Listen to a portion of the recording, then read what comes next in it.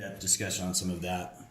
This is talking about oftentimes we're seeing where they're extending a grid out, building a grid out to a new community and things like that. And that's where, doing microgrids in some cases can actually be much more for the utility, can actually be a much more cost-effective way of doing it as opposed to trying to extend out the full grid, right, depending on the location, and the parameters of the build.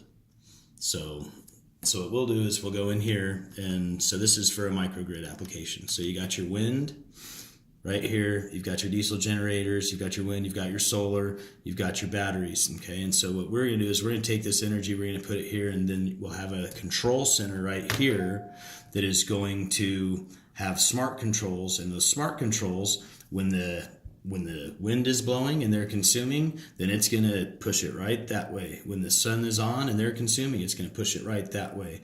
When these two factors are going and they're not consuming, it's going to push it right that way.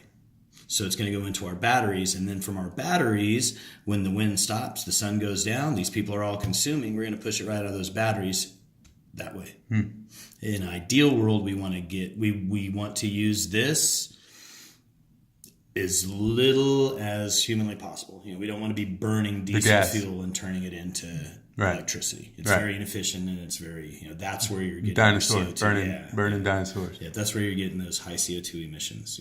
So that's what we want to avoid.